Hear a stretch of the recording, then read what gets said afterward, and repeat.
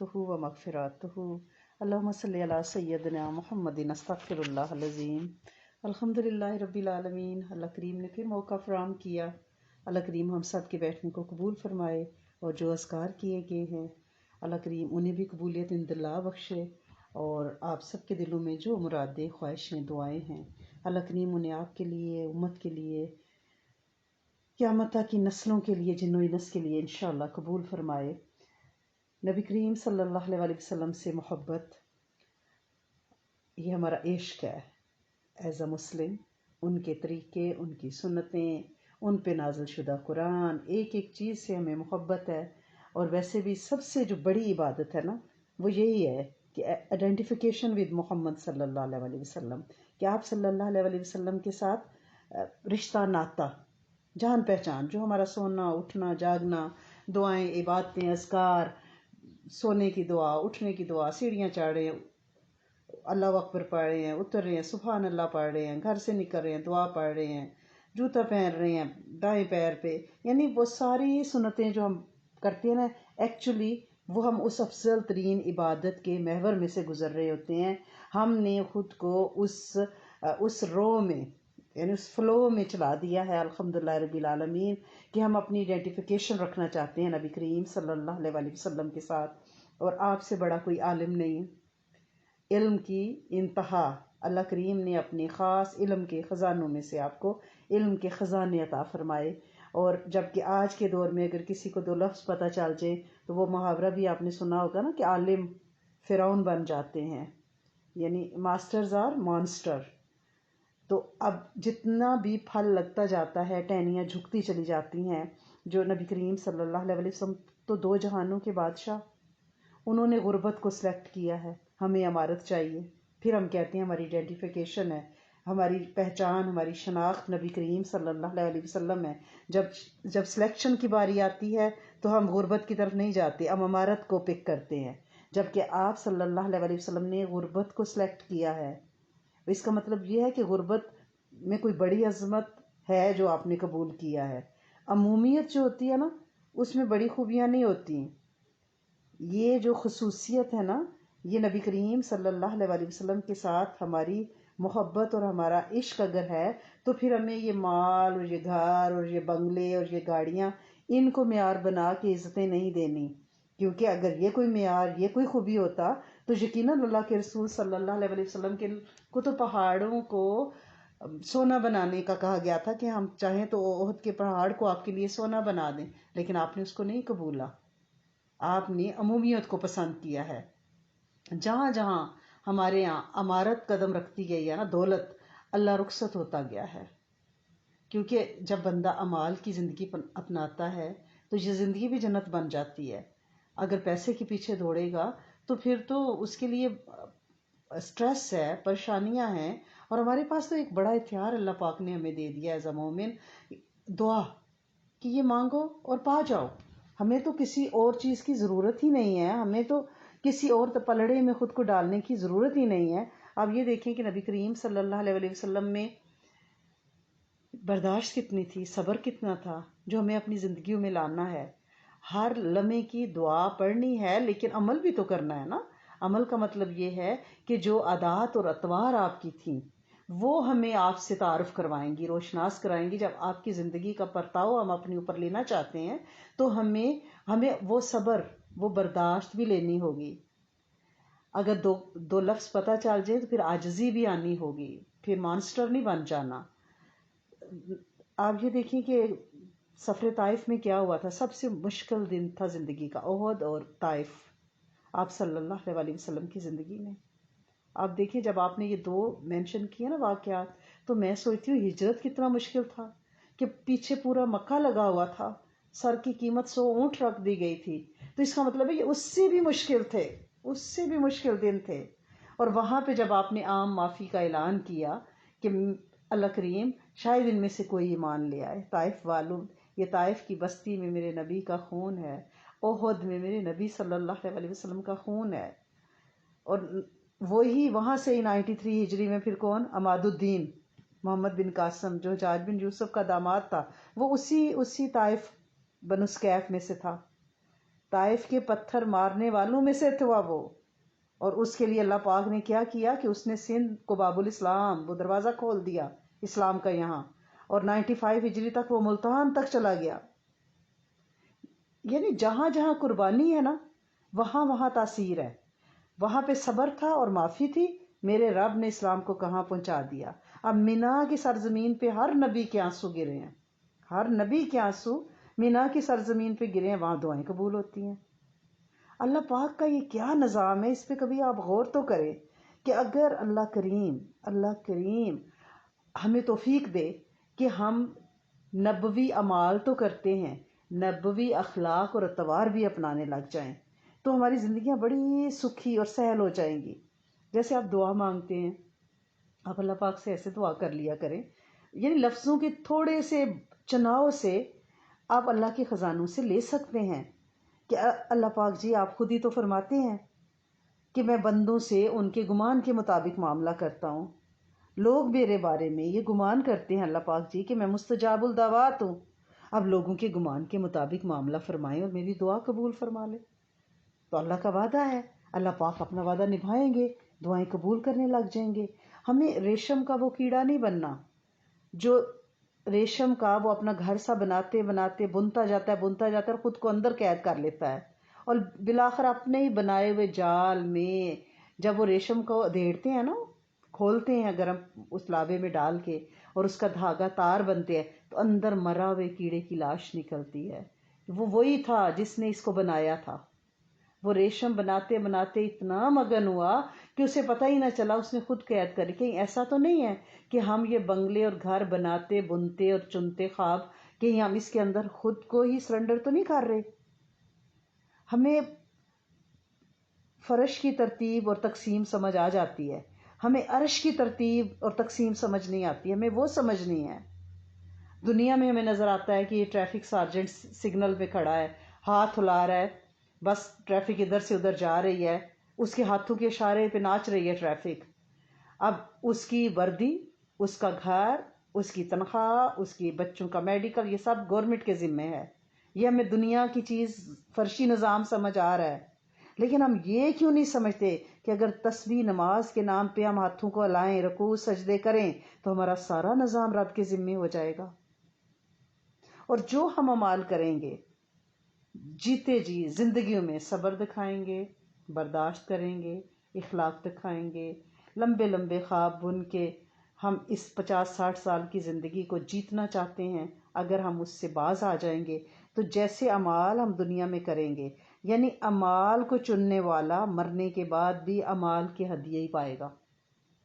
اگر اس زندگی میں ہم چنیں گے جی فجر کے ساتھ یہ تسبیحیں زور کے ساتھ یہ ہیں، عصر کے ساتھ یہ ہیں، یہ اذکار ہیں، یہ سونے جاگنے کی دعائیں، اٹھنے بیٹھنے کھانے پینے کی، اللہ کے ساتھ لو لگا لیں گے، ایک ایک عمل کو عبادت بنا لیں گے، تو مرنے کے بعد یہی ہدیہ ہم تک پہنچیں گے، کیونکہ وہ جو خیر کے بول ہم بولیں گے، جو دوسروں تک پہنچائیں گے، جب وہ اعمال کریں گے تو ان کے اعمال میں کمی نہیں آئے گی، لیکن ہماری قبریں بھی نور سے بھر جائیں گی۔ یہ جو ہمیں آج کل ٹینشن اور سٹریس کا سب کچھ ہوتے سوتے ہم پہ ایک دورہ پڑتا ہے نا کہ ہر یعنی 50% جو فون کالز ہوتی ہیں نا ایوریج، اللہ کمی بیشی معاف کرے، تو وہ سٹریس والے لوگوں کی ہوتی ہیں۔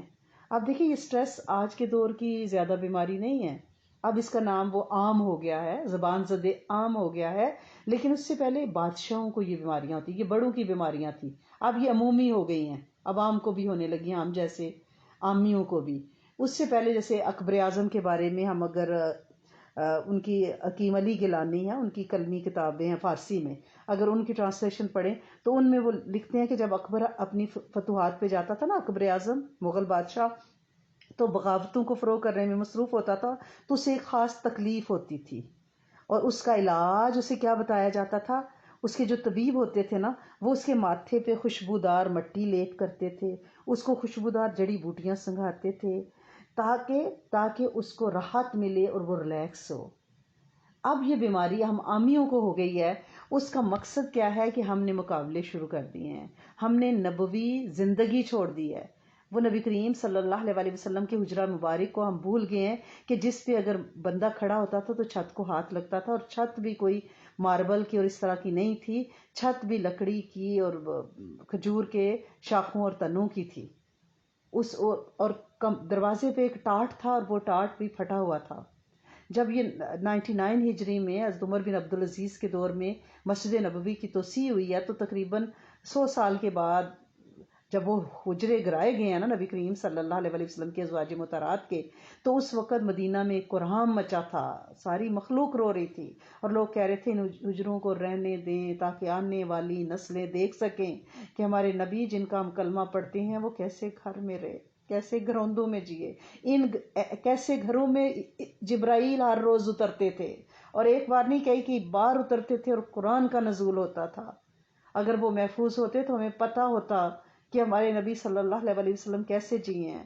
ہماری خواہشیں اتنی ہیں کہ وہ پھیلتی چلی جاتی ہیں، ہماری زندگیوں میں سے سکھ نکل چکے ہیں، آپ یہ دیکھیں نا، ہم جو سٹریس کر رہے ہیں نا، اگر کوئی بندہ اپنے گھر کے اندر کمرے میں بند کر کے سارے دروازے کھڑکیاں بند کر لے گا تو اس کا دم گھٹے گا، وہ چیخے گا، تو لوگ اسے کہیں گے کہ بھئی دیکھو دروازہ کھولو، کوئی وینٹ کھولو، کوئی کھڑکی کھولو تاکہ تمہیں تازہ ہوا کا جھونکا ملے۔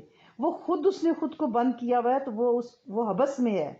اب ہم نے زندگی میں خود وینٹ تلاش کرنے ہیں، اور وہ وینٹ ایسی ہی مجالس ہیں جہاں پہ بیٹھیں تو ہمارے اندر، ہمارے ذہن میں ایک روحانیت کا کوئی ٹھنڈا جھونکا ہمیں ملے اور ہماری پریشانیاں اور سٹریس دور ہو۔ کتنے ہی لوگوں نے بتایا کہ وہ جب ایسی کلاسز میں، ایسی جگہوں پہ، میں نہیں کہتی کہ اسی میں، کہیں بھی کوئی بھی آپ کا وینٹ ہے، کوئی آپ کا استاد ہے جہاں آپ کا دل لگتا ہے، آپ وہاں بیٹھ کے آپ ذرا اللہ رسول کا نام تو لیں، آپ دیکھیں کہ آپ کی زندگی میں کتنا سکون، کتنی حفاظت، کتنی کفالت آئے گی۔ اور پھر ہماری زندگی کا جو آخری لمحہ ہوگا نا، وہ کہتے ہیں نا کہ موت کی آخری ہچکی کو ذرا غور سے سن، عمر بھر کا خلاصہ اسی آواز میں ہے۔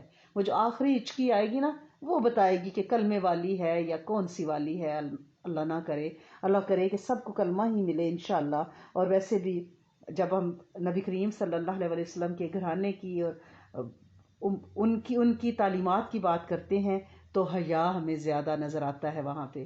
اب جو حیا کم ہوتا جاتا ہے، لباس سکڑتا چلا جاتا ہے، جو حیا بڑھتا ہے، لباس بڑھتا ہے، اوڑھنیاں بڑھتی ہیں۔ اللہ کریم ہم سب کو عزت، پردہ، شرم و حیا دے، اور ہم اس حبس زدہ کمروں میں جو کہ وینٹ ہم نے بند کر لیے ہوئے ہیں تکبر کے نام کے، غرور کے نام پہ کہ ہم فلاں سے بہتر، فلاں سے برتر، اللہ کریم ان وینٹس کو کھولنے کی توفیق دے اور ایسی ٹھنڈی ہوا کے جھونکوں سے ہمیں مستفید فرمائے انشاءاللہ۔ اور اللہ کریم بولنے والوں، سننے والوں کو معاف فرمائے، کرم فرمائے، راضی ہو جانا۔ محمد فی اولی کلامنا، اللہم صلی علی سیدنا محمد فی اوسطی کلامنا، اللہم صلی علی سیدنا محمد فی آخری کلامنا، یا ارحم الراحمین، یا دلیل المتحیرین، یا مفرح المعذونین، یا غیاث المستغیثین۔ اے میرے رحمان الرحیم، اے میرے کریم شان اور عظمتوں والے رب، تیرے بندے تیرے سامنے ہاتھ اٹھائے، کشکول اٹھائے، اللہ کریم ہاتھوں کے کشکول لیے بیٹھے ہیں۔ میرے مالک، بہت سے لوگ روزے سے ہیں، قبلہ رخ ہیں، اللہ کریم نفلی اعتکاف کی نیت سے ہیں، تیری رحمت شفقت متوجہ ہے۔ عصر اور مغرب کا درمیانی ٹائم، اللہ کریم ڈھلتی شام میں دعائیں قبول ہوتی ہیں، فرشتے اپنی دن کی ڈیوٹیاں کر کے شام کی ڈیوٹی کے لیے اللہ کریم نئے فرشتے آ رہے ہیں، یہ فرشتوں کا ملاپ ہے۔ اللہ سونے اس وقت دعائیں قبول ہوتی ہیں۔ اے میرے کریم مالک، ایک ایک دل دعاؤں سے بھرا ہوا ہے۔ اللہ کریم سب سے پہلے تو امت کے لیے اللہ کریم خاص الخاص آپ کی شفقت کی نگاہ چاہیے، اللہ کریم آپ کی عطا چاہیے، اللہ کریم آپ کا سائبان چاہیے، اور میرے دیس کے لیے اللہ کریم دیس پہ کڑا وقت ہے، بڑا مشکل وقت ہے، جب سے یہ دیس وجود میں آیا ہے اس وقت اللہ کریم وہی حالات ہیں جو 71 میں تھے۔ اللہ کریم اس کی سرحدوں کی حفاظت، اس کے جھنڈے کی حفاظت، ہمیں یقین ہے آپ بچا لیں گے، ہمیں یقین ہے آپ ڈوبنے نہیں دیں گے، ہمیں اعتبار ہے کہ آپ ضائع نہیں ہونے دیں گے۔ اے میرے کریم مالک، ہمارا وہ گوشہ اللہ کریم قائم رہے، اللہ کریم قائم رہے، اللہ کریم قائم رہے۔ اے میرے کریم مالک، اے میرے سونے آقا، کتنے ہی لوگ بیمار ہیں، اللہ سونے۔ ابھی ہمیں اپنی ایک سسٹر کا میسج آیا کہ ان کے ہسبینڈ کی، الطاف بھائی کی سرجری ہے، اللہ کریم ان کے بھی جسم میں پانی آ گیا ہے۔ میرا مالک یہ کیا نظام ہے، وہی پانی اگر جسم کے ایک حصے میں رہتا ہے تو وہ ٹھیک ہے اور مناسب مقدار میں جسم میں خون کی شکل میں جاتا ہے تو وہ ٹھیک ہے، اگر اس کی مقدار ذرا سی بھی ادھر ادھر ہو جاتی ہے تو میرے مالک کیا کیا مراحل اور کیا کیا آزمائشیں آ جاتی ہیں۔ اللہ کریم ہمارے ایک ایک عضو کو سلامت رکھیں اور ایک ایک مریض کو شفائے کاملہ عاجلہ دائمہ عطا فرما دیں۔ اللہ کریم جسم کے بھی روگ ہیں اور روح کے بھی روگ ہیں، تطہیر فرما دیجیے عافیت اور برکت کے ساتھ۔ اللہ کریم بہت بچوں کے ایگزامس مائیں دعاؤں کے لیے کہتی ہیں، اللہ کریم انہیں صحت سلامتی دیں۔ اللہ کریم ہماری بہت سی بہنیں بیمار ہیں، ان پہ اپنی رحمت خاص، بھائی بیمار ہیں ان پہ رحمت خاص اللہ کریم آپ رحمت کی چادر عطا فرمائیں۔ اللہ کریم کوئی دست غیب، کوئی دست شفقت، اللہ کریم کوئی تیری محبت اور اللہ کریم سکینیت کی نگاہ ہم پہ پڑ جائے اور دنیا کے دکھ دور ہو جائیں، مسئلے حل ہو جائیں۔ بچوں کی شادیوں کے مسائل اتنے زیادہ ہیں، مالک تجھ سے زیادہ کون جانے گا۔ ہر بچے کو بہترین زوج عطا فرما دیجئے۔ اللہ کریم گودیں خالی ہیں، بے اولادیاں عام ہو رہی ہیں، مس کیریجز بڑھ رہے ہیں۔ اللہ سونے جن کو کوئی آس امید لگائی ہے انہیں خیریت سے اللہ کریم بہترین سوالے متقین کی امام اولاد عطا فرمائے، اور جن کی گودیں ابھی تک خالی ہیں اللہ کریم انہیں بہترین شہزادے شہزادیاں عطا فرما دیں۔ اللہ سونے بہت سے لوگ حج کی تیاریوں میں ہیں، میرے کریم مالک پے در پے ہر ایک کو حج عمرے دیر پاس رات والے عطا فرمائے، جسم و روح کے روگ دور فرمائے، مال کی تنگیاں دور فرمائے، اولاد کی اللہ کریم نشے، بری صحبتیں، نالائکیاں، کمیاں، کوتاہیاں، جسمانی روحانی روگ اللہ کریم ماؤں کی چیخ و پکار ہے، ایک چیخ و پکار ہے اے میرے کریم مالک۔ بچوں کی بدتمیزیاں عروج پہ ہیں میرے مالک، وہ نشہ ہے، وہ ویڈز ہیں جنہوں نے انہیں حواس باختہ کر دیا ہے، میرے مالک رحم فرما دیں، کرم فرما دیں، اور جو نکاح ہونے جا رہے ہیں انہیں بہت برکتیں ڈالیں، عافیتیں ڈالیں، جو منگنیاں ہوئی ہیں خیر سے اللہ کریم اپنے منطقی اجام شادی تک پہنچیں اور ان میں سے بہترین نیک نسلیں چلیں۔ اللہ کریم جن کے پاس گھر نہیں انہیں عافیت کے بہترین ٹھکانے عطا فرما دیں، معاف فرما دیں، کرم فرما دیں، نظر بد، جادو جنات، دشمنوں سے بچا لیں، بہن بھائیوں، ماں باپ، اللہ کریم رشتہ داروں، گروپ ممبر سب پہ اپنی رحمتیں۔ اللہ کریم ہماری دعائیں ہمارے آباء کے لیے، امت کے لیے، پریزنٹ فیوچر جتنی جنریشنز آئیں گی ایک ایک کے لیے اللہ کریم قبول فرما لیں۔ اللہ کریم ہر جسم میں سے روگوں کو جدا فرمائیں، سٹریس اور ٹینشن کو دور فرما دیں۔ جو بچے ڈگریز کر چکے ہیں ان کے لیے جاب کی اللہ کریم دروازے کھولیں، جو مسافر ہیں انہیں خیر سے اپنی منزلوں پہ پہنچائیں، معاف فرمائیں، کرم فرمائیں، عطا فرمائیں، ایک ایک دل کی مراد کو پورا فرما دیں۔ ربنا تقبل منا انک انت السمیع العلیم۔